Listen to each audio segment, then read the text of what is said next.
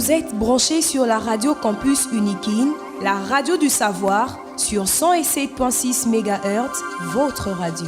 Bonjour à toutes et à tous et merci de rester branchés sur la 107.6 MHz, la radio Campus Alma Mater. Nous émettons en modulation de fréquence depuis le studio Jean-Marie Kayembe Toumba à la faculté des lettres et sciences humaines de l'université de Kinshasa. Je vous donne les principaux titres de ce journal. Un étudiant de la faculté polytechnique de l'université de Kinshasa gagne le prix de l'innovation au concours Francotech. Ce concours a eu lieu en marge du sommet de la francophonie. Valeurs et symboles de la République, voilà le titre de l'ouvrage publié par le professeur Michel Bissa. L'auteur y explique les symboles contenus dans l'hymne national ainsi que les emblèmes de la République. Et puis le 5 octobre de chaque année, le monde célèbre la journée de l'enseignant. Quel est le sens de cette journée? Élément de réponse dans cette édition d'information. À la présentation, Jean-Paul Mbouya Koutoumissa. Un étudiant de la faculté polytechnique de l'université de Kinshasa remporte le prix de l'innovation au concours Francotech. La remise de ce prix a eu lieu en marge du sommet de la francophonie. L'étudiant Fidel Ntsadi a mis en place une solution innovante appelée Express App. Il s'agit d'une application permettant d'accéder à de nombreux services financiers. On écoute l'étudiant Fidel Ntsadi. Express App aujourd'hui, c'est une solution qui permet à des millions de Congolais qui sont exclus du système financier traditionnel d'accéder à de nombreux services financiers en République démocratique du Congo. Il faut savoir que la RDC aujourd'hui, c'est le plus grand pays francophone au monde en termes de superficie et de population. Malheureusement, moins de 10% de la population congolaise a accès aux services financiers. Et une autre contrainte que nous avons en RDC, c'est que nous avons un taux de pénétration Internet parmi les plus faibles d'Afrique. On est à moins de 25%.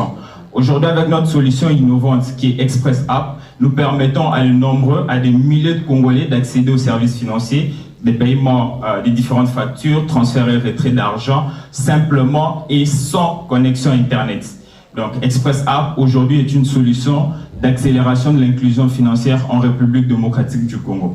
C'est basé sur une technologie qui est très peu utilisée en Europe, qui est le USSD. Le USSD est une technologie qui ne dépend pas de la connexion Internet, donc qui peut fonctionner en offline. Et nous avons fait de l'automatisation du USSD pour créer une couche applicative sur le USSD en back-end. Aujourd'hui, notre Service Obtainable Market est de 1 million d'utilisateurs dans les 3 à 5 prochaines années. Vous avez suivi l'étudiant Fidel Ntsadi de la faculté polytechnique de l'université de Kinshasa. Le doyen de la faculté polytechnique de l'UNIKIN, le professeur Jean-Marie Beyakamba, se dit satisfait du prix remporté par l'étudiant. Il réaffirme par la même occasion l'importance des études d'ingénieur pour le développement de toute une nation. On l'écoute.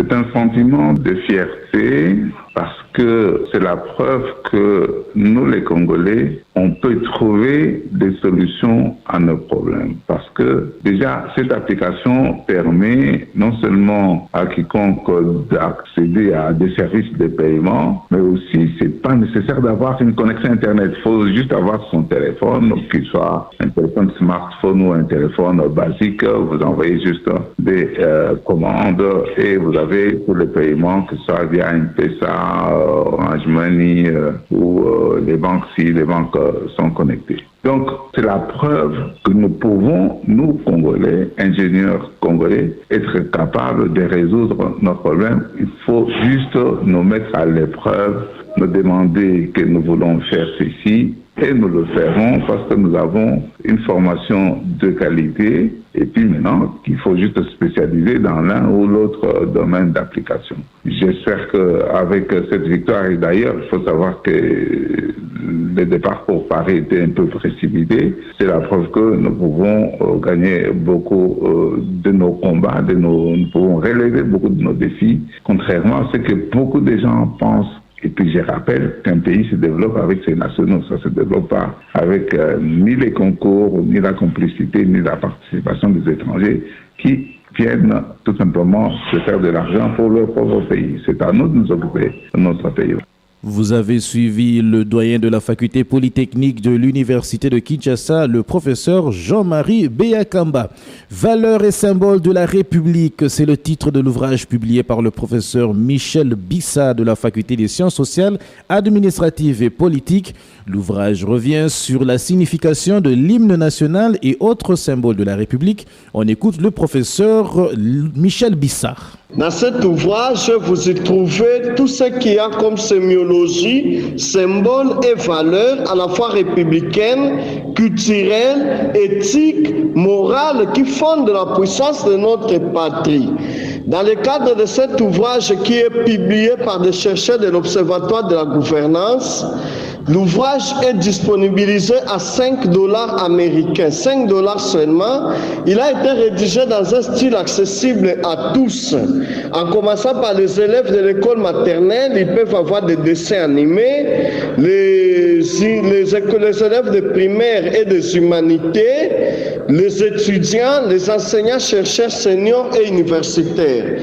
Nous y revenons par rapport au contenu fondamental de notre hymne national, par exemple. Lorsque le Père de la Nation nous appelle à être debout Congolais, cela veut dire quoi? Lorsque le Père de la Nation nous demande à être unis par le sort et être unis dans l'effort, comment faut-il le faire et comment y arriver?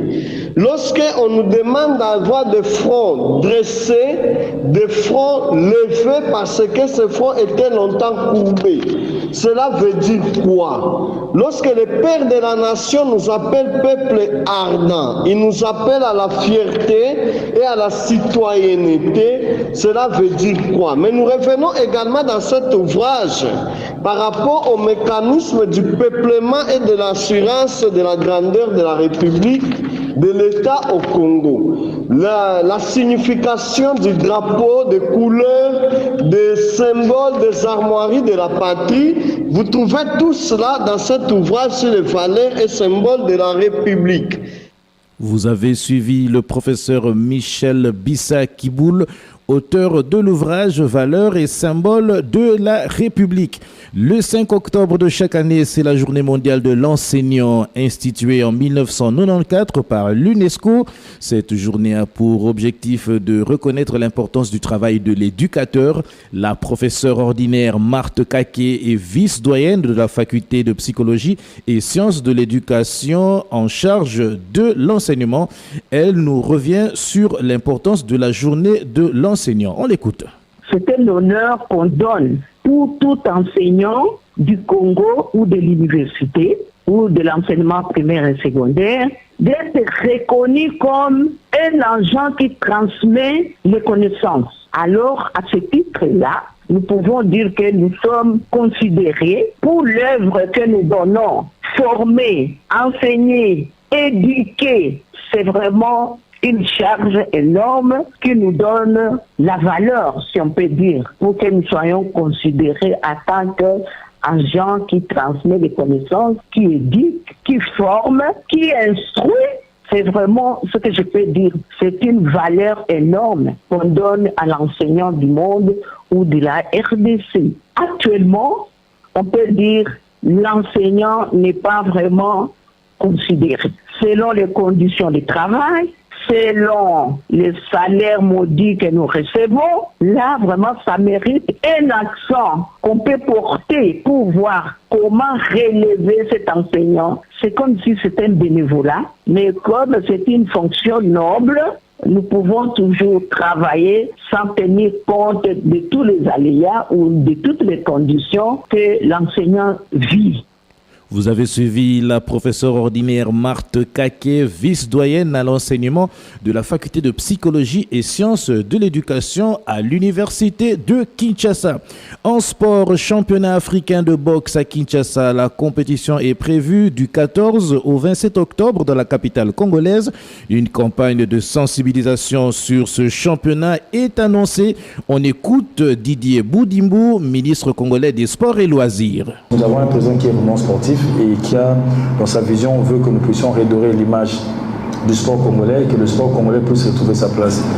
À ce jour, parmi les défis que nous avons en République démocratique du Congo, dans le domaine du sport, c'est d'organiser l'année prochaine les Jeux congolais. C'est pour dire que nous voulons réellement répondre à la place que le sport avait dans ce pays. Le Congo, c'est la terre de boxeurs. D'où, pour que ce soit pour nous, le gouvernement, c'est une fierté de pouvoir recevoir un tel championnat. Et à ce jour, je peux vous confirmer que du point de vue financier, le gouvernement va faire sa part. Tout est mis en place. Nous sommes en train de suivre. Bientôt, il nous reste 11 jours. Dans les 3-4 jours, il y aura une campagne de sensibilisation intensive.